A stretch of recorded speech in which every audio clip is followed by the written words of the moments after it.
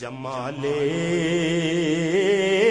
مصطفیٰ یا نظر طیبہ کی گلیوں. بسم اللہ الرحمن الرحیم. الحمدللہ رب العالمین والعاقبۃ للمتقین والصلاة والسلام علی سید الانبیاء والمرسلین وعلی آلہ واصحابہ وازواجہ واہل بیتہ وذریتہ اجمعین. اعوذ باللہ من الشیطان الرجیم. بسم اللہ الرحمن الرحیم. ان اللہ وملائکتہ یصلون علی النبی یا ایہا الذین آمنوا صلوا علیہ وسلموا تسلیما. اللہم صل علی محمد النبی الامی وعلی آلہ وسلم. بسم اللہ الرحمن الرحیم. رب اشرح لی صدری ویسر لی امری واحلل عقدۃ من لسانی یفقہوا قولی.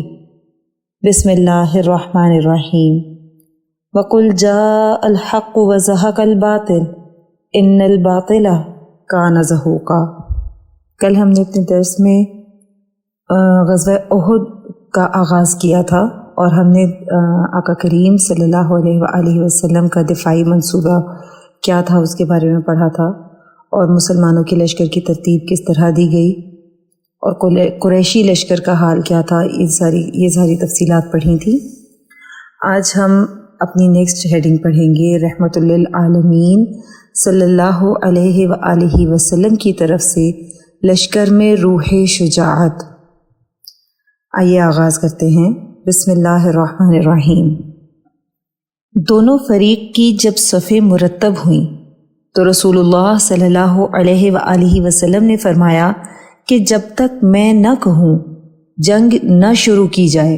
اس کے بعد نبی کریم صلی اللہ علیہ وآلہ وسلم نے اپنے ہاتھ مبارک میں ایک تلوار لی اور فرمایا من یأخذ ھذا السیف بحقہ، کون ہے جو اس تلوار کو اس کے حق کے ساتھ لے.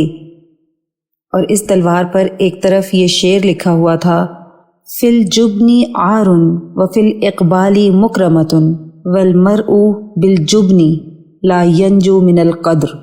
ترجمہ اس کا یہ ہے بزدلی میں عار ہے اور دشمن کا سامنا کرنے میں عزت، اور بزدلی کی وجہ سے آدمی تقدیر سے نجات نہیں پا سکتا.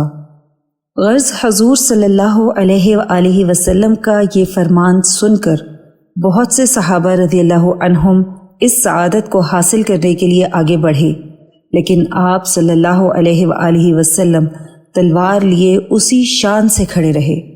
سب نے خواہش ظاہر کی، لیکن حضور صلی اللہ علیہ وآلہ وسلم نے کچھ جواب ارشاد نہ فرمایا. حضرت ابو دجانہ رضی اللہ تعالی عنہ کی خوش نصیبی. حضرت ابو دجانہ رضی اللہ تعالی عنہ اٹھے اور عرض کی یا رسول اللہ صلی اللہ علیہ وآلہ وسلم، اس تلوار کا حق کیا ہے؟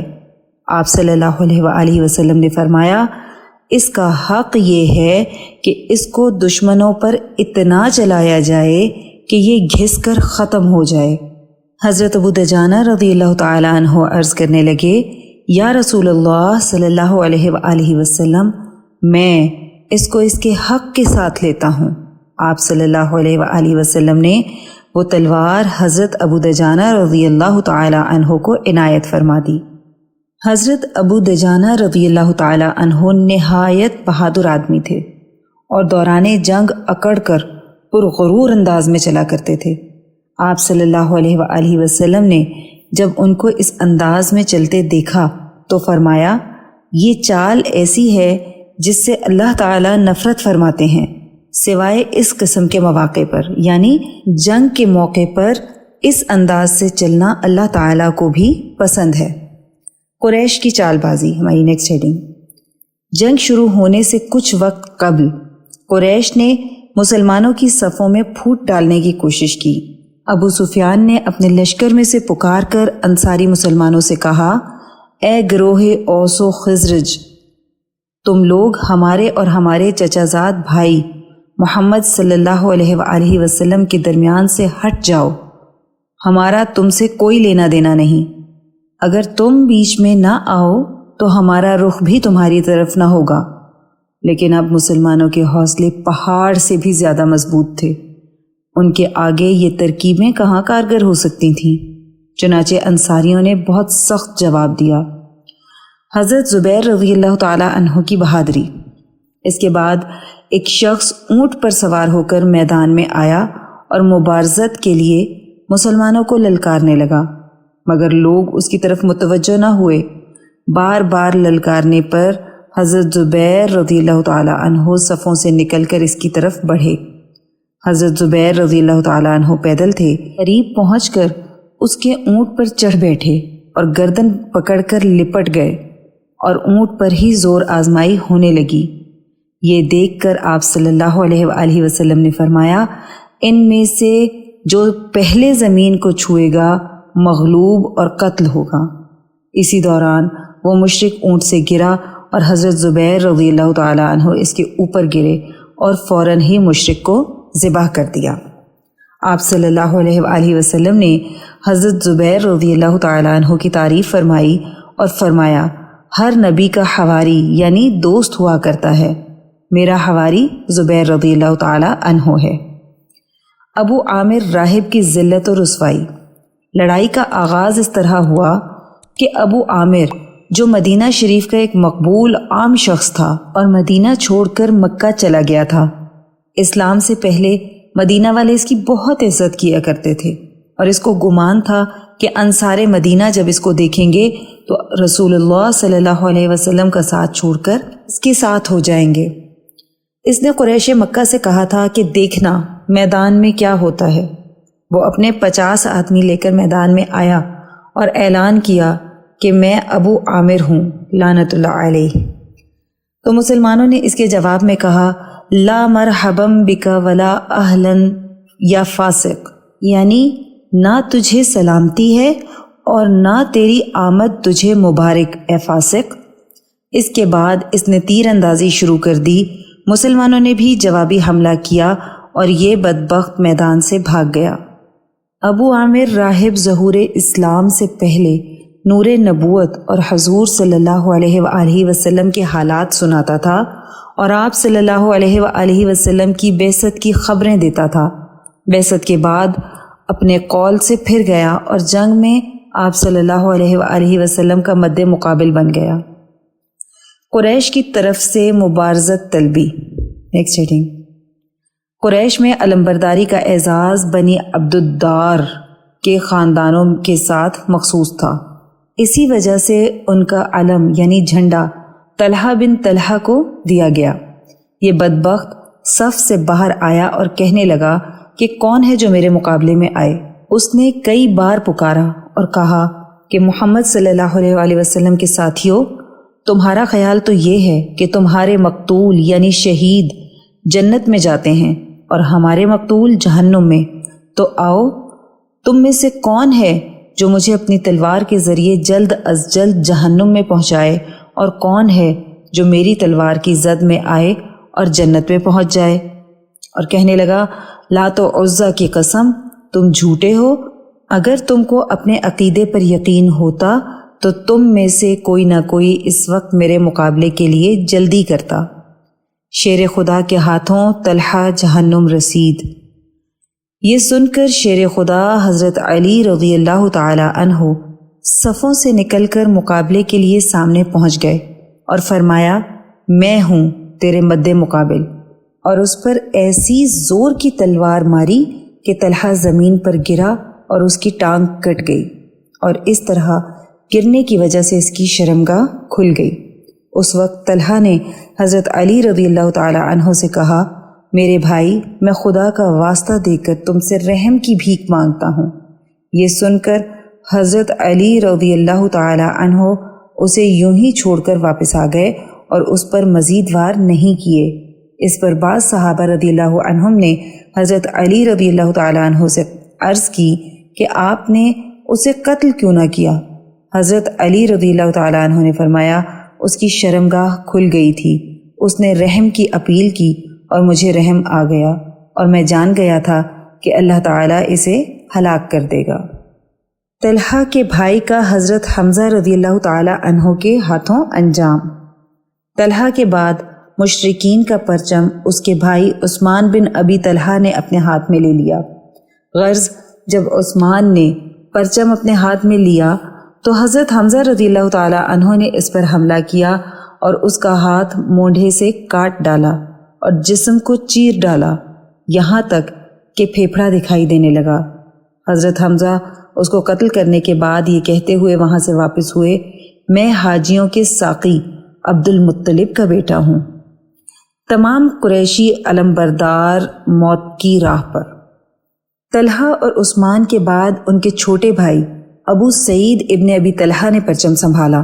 حضرت سعد بن ابی وقاص رضی اللہ تعالی عنہ نے فوراً تیر ان کی طرف پھینکا جو اس کے حلق میں لگا اور اس کی زبان باہر آ گئی، پھر آگے بڑھ کر اس کو قتل کر دیا۔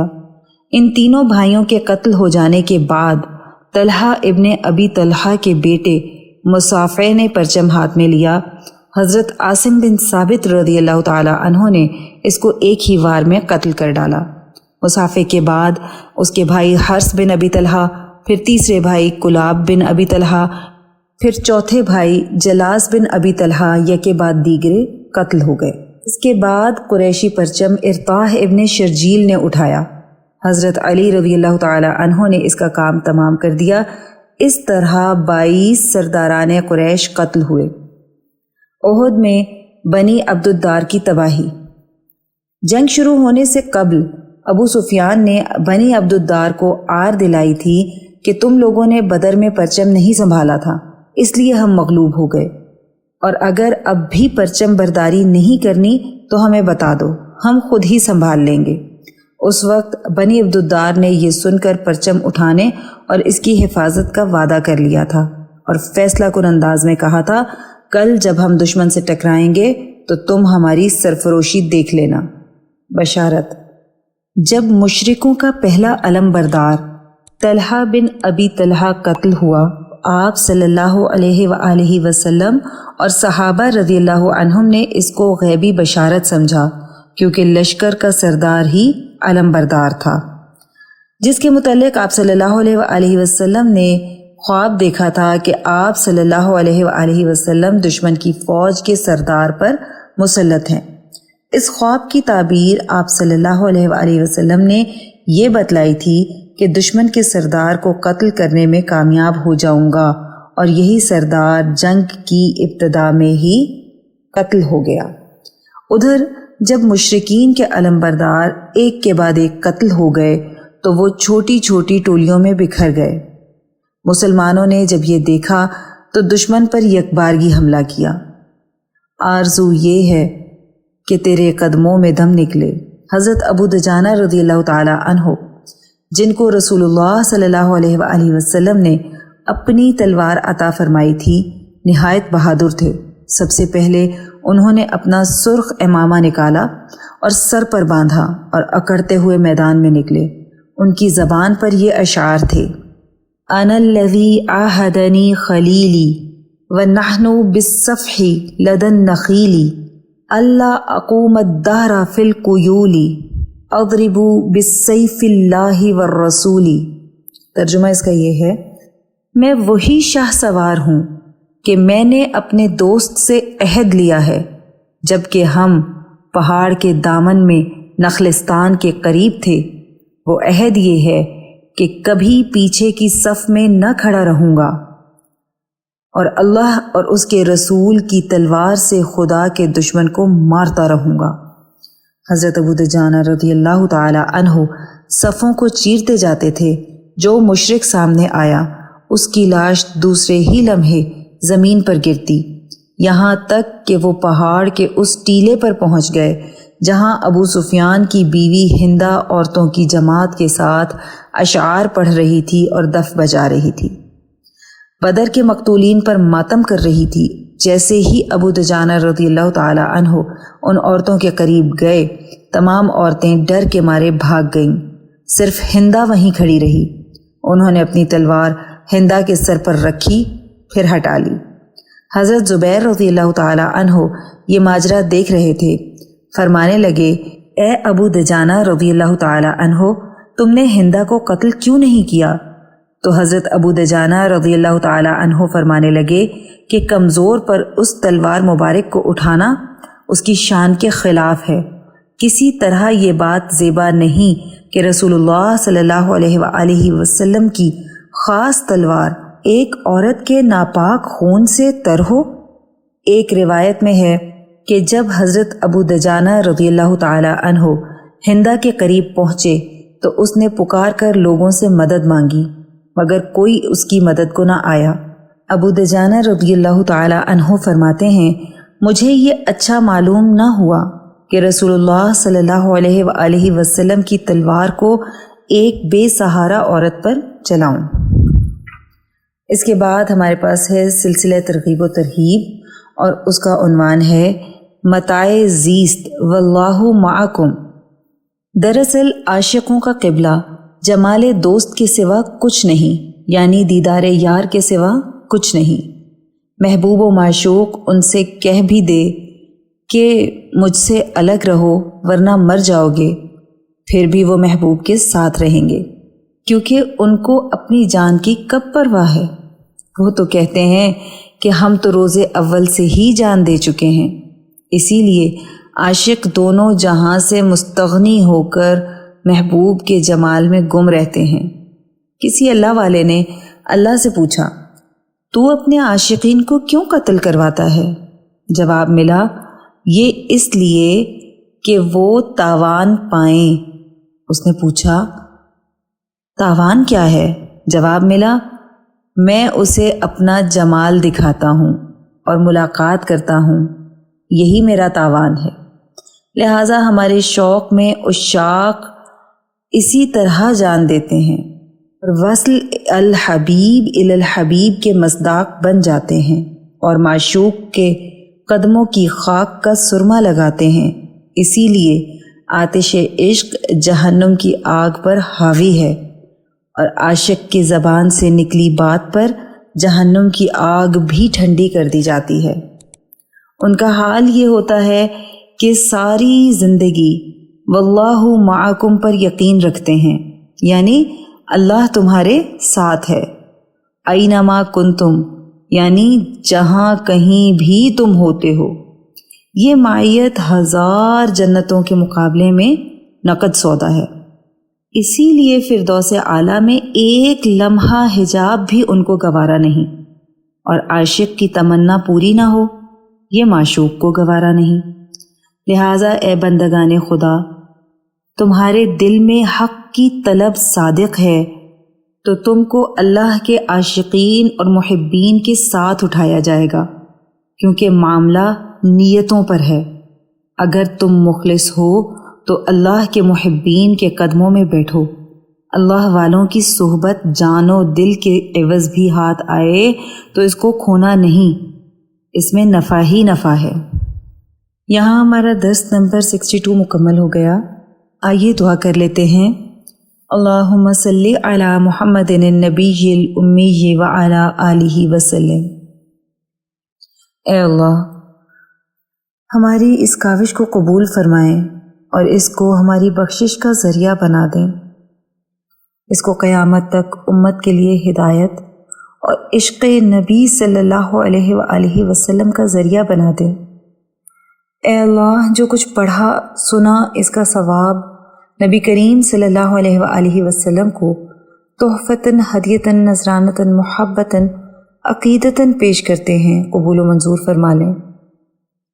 یا اللہ، نبی کریم صلی اللہ علیہ وآلہ وسلم کی برکت سے اس کا ثواب تمام انبیاء کرام، خلفائے راشدین، امہات المؤمنین، اہل بیت اطہار، صحابہ کرام، صحابیات، بزرگان دین، اولیاء اللہ، شہداء، صدیقین، صالحین، مؤمنین، مؤمنات، مسلمین، مسلمات کو پیش کرتے ہیں، قبول و منظور فرما لیں۔ الہی اس کا ثواب سلسلہ قاسمیہ، عزیزیہ، نقشبندیہ، مجددیہ کے تمام بزرگان، بالخصوص شیخ الاولیاء حضرت مولانا مہر محمد صاحب رحمۃ اللہ علیہ، شیخ الحدیث حضرت مولانا عبدالحکیم صاحب رحمۃ اللہ علیہ، اور شیخ الاسلام حضرت مولانا محمد عبدالعلیم قاسمی صاحب رحمۃ اللہ علیہ کو پہنچا دیں، اور ہمارے بزرگان کے درجات کو اور بھی زیادہ بلند فرما دیں۔ یا اللہ، ہمارے مرشد گرامی حضرت شیخ عزیز القاسمی حکیمی مہروی نقشبندی مجددی دامت برکاتہم العالیہ پر اپنا خاص فضل اور خانقاہ اور مدرسے پر اپنا خصوصی کرم فرما دیں اور انہیں امت کے لیے ہدایت و شفا کا ذریعہ بنا دیں۔ آمین بحرمت سید المرسلین صلی اللہ علیہ وآلہ وسلم۔ سبحان ربک رب العزت عما یصفون وسلام علی المرسلین والحمد للہ رب العالمین۔